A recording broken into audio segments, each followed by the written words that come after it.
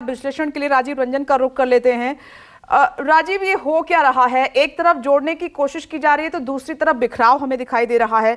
अब नीतीश कुमार 7-8 महीने के बाद दिल्ली में हैं, मुलाकातें करके विपक्षी एकता को मजबूत करने की कोशिश कर रहे हैं और वहां महाराष्ट्र में महाविकास अघाड़ी की मजबूती की बातें कही जाती हैं। अब वहां बिखराव देखने को मिल रहा है। ये चल क्या रहा है? ऐसे कैसे बात बनेगी 24 के लिए?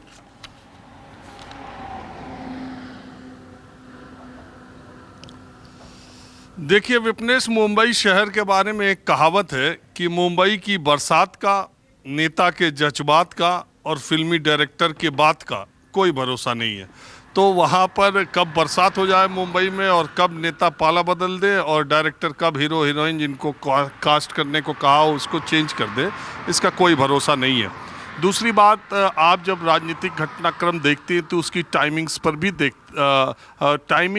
देखते रहते हैं, आपकी नज़र रहती है और किस तरह की घटनाएं किस तरीके से हो रही हैं उस पर भी नज़र है। मैं एक खबर जोड़ के बता दूं, हालांकि वो विनोद जगदाले के हवाले से ही है, शायद उसका जिक्र करना वो भूल गए कि एमएससी बैंक घोटाला एक ईडी उसकी जांच कर रही थी, जिसमें अजीत पवार जो शरद पवार के भतीजे हैं वो और उनकी पत्नी से जुड़ी कंपनी के खिलाफ ईडी ने कल चार्जशीट दाखिल की है।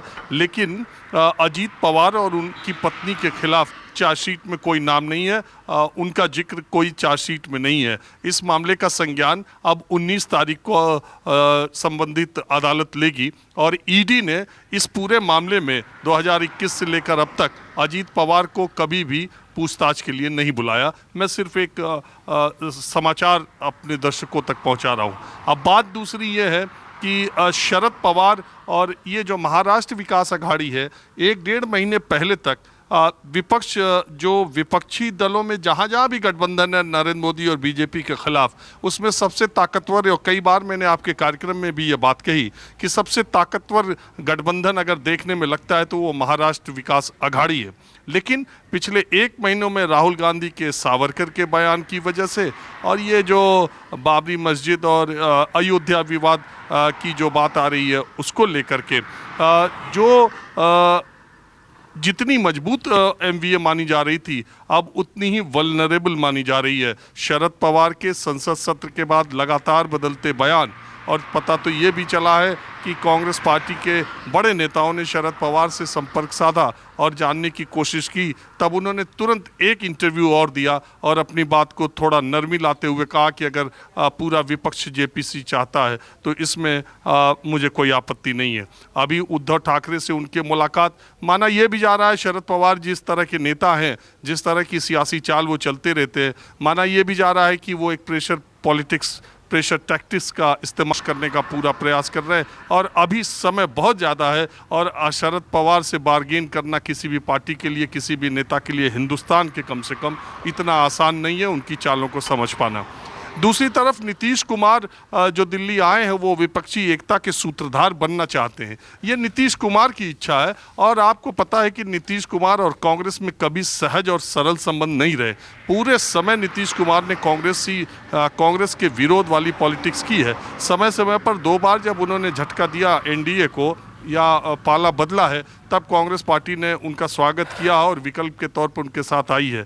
कांग्रेस से बहुत सहज रिश्ते नहीं हैं, लेकिन नीतीश कुमार को जब पिछले हफ्ते मल्लिकार्जुन खड़गे ने फ़ोन किया और ऑफ़र किया तो उसके बाद से नीतीश कुमार ने ये तय किया। 7 महीने बाद वो दिल्ली आकर के मुलाकात कर रहे हैं। ये मुलाकात विपक्षी एकता के लिए मानी जा रही है। आप देखिए, लालू यादव से मिलने के लिए नीतीश कुमार एयरपोर्ट से सीधे कल पहले उनसे मिलने के लिए गए। कहा भी जा रहा है कि मल्लिकार्जुन खड़गे से मुलाकात के दौरान राहुल गांधी भी वहां पर मौजूद रहेंगे। तो नीतीश कुमार अपनी तरफ से कोशिश कर रहे हैं विपक्षी एकता का चेहरा बनने की, लेकिन तमाम विपक्षी दल जो दूसरे दल हैं वो कितना नीतीश कुमार पर भरोसा करेंगे उनके पिछले ट्रैक रिकॉर्ड को देखकर, ये भी एक बड़ी बात है। बात तो यही है कि आप देखिए तेलंगाना टीआरएस ने अपना नाम बदल करके BRS कर दिया। अरविंद केजरीवाल राष्ट्रीय पार्टी की वजह से राष्ट्रीय विकल्प के तौर पर अपने आप को पेश कर रहे हैं। नीतीश कुमार विपक्षी एकता के सूत्रधार बनना चाह रहे हैं और सबसे दिग्गज जो विपक्ष में नेता शरद पवार है, उनका कुछ पता ही नहीं कि वो इधर है कि उधर है और कब तक। अभी तो एक तरफ है, लेकिन आने वाले दिनों में इधर रहेंगे कि उधर रहेंगे, यही सब खिचड़ी विपक्ष में पक रही है। दूसरी तरफ बीजेपी जो 2019 में 4-5 बड़े चेहरों गठबंधन वाले चेहरों के साथ चुनाव में गई थी, मुझे लगता है कि 2024 में अगर बिहार को छोड़ दें तो वो किसी भी प्रदेश में अब गठबंधन न करके सीधे अकेले लड़ने की तैयारी कर रही है। जी राजीव, अब मैं चर्चा की शुरुआत कर लेती हूँ। नमस्कार, मैं हूं मानक गुप्ता। अगर आपको हमारा ये वीडियो पसंद आया हो तो इसे लाइक और शेयर जरूर करें और हाँ, हमें सब्सक्राइब और फॉलो करना ना भूलें ताकि आप देश और दुनिया की कोई खबर मिस ना करें। तो जुड़े रहिए हमारे साथ और देखते रहिए न्यूज़ 24।